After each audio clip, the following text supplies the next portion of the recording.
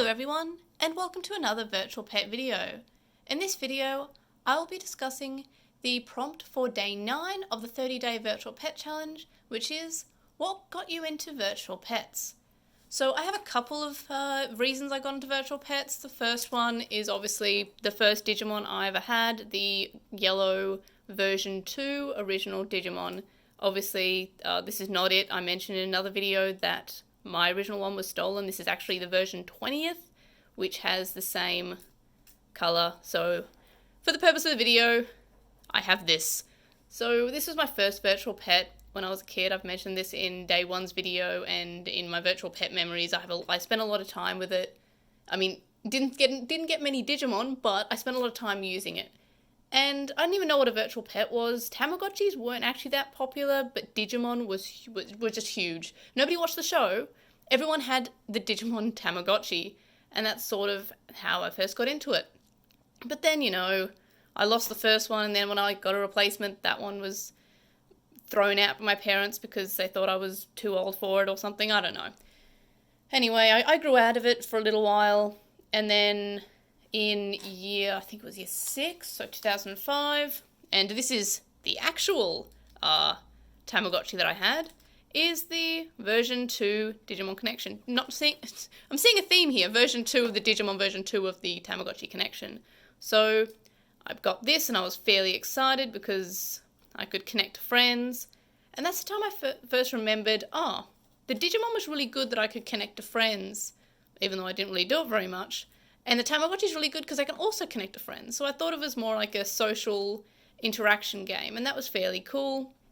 I liked raising different characters. I liked how odd generations and even generations on your Tamagotchi would result in different Tamagotchi raisables being available to you, and that was fairly neat. And I liked how I could see how many generations that I got, and I tried to get as I think I got up to 30.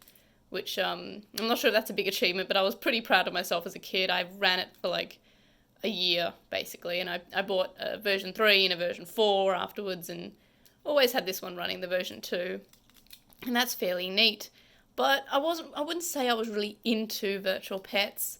I got to high school, and, it was kind of seen as uncool, so I sort of had this hidden in my pencil case and was looking after it, but sort of gradually lost interest because I found I was spending a lot of time just sort of hiding in the pencil case and not having it out.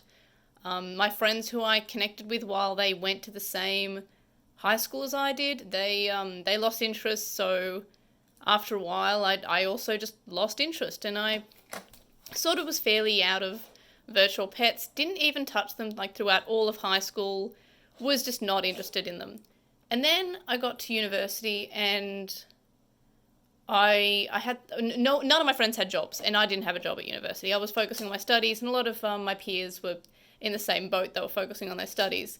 So my friends pooled their money together for my birthday one year, and they bought me a version 2, which was black, which was really cool, and that was my birthday present for, I think, my 19th birthday, so 8 years ago now. And that was fairly cool, and I got to played with it for a month or so. And I was kind of like, this is great, this is nostalgic, and then, I didn't have anything to connect it with, so I didn't really get to perfect that often. So it was kind of like, it's fun, okay, next, and kind of was still out of it. And then when I got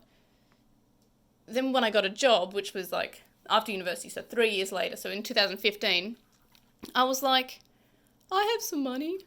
Oh, wait, no, I think I actually bought this in maybe before I had I think I got youth allowance the year or two before I had a job, and I actually saw the Digimon XL, and I was kind of like, this is fairly cheap as a Digimon toy. It looks fairly neat, never played with it before, and I picked this one up.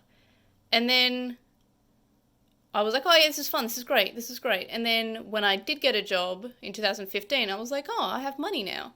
So I bought the other 3 versions of the XL, and I was kind of like, this is great. And then I realized that I had virtual pets. I had 5 virtual pets now, and I was like, oh no. Oh dear. I have to collect them all now. And I did. So I started collecting them. Now that I had a job, I could spend more than just like $40 on a virtual pet. And that was great. I was in an auction for a version 6, which I will talk about on day 10, which is the rarest. And that was pretty cool. That's probably the most I've ever spent on a VPET. And yeah, so that basically downward spiral or upward spiral, depending on how you look at it, got me into collecting these virtual pets. So even though I loved the Digimon when I first played it as a kid, and I loved the Tamagotchi when I first played as a kid, and I loved the XL, that was great.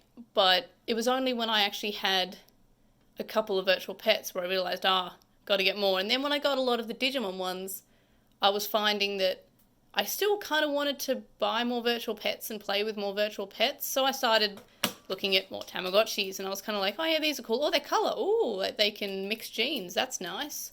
And yeah, so I guess the rest is a very sad amount of history where I just spent money on virtual pets.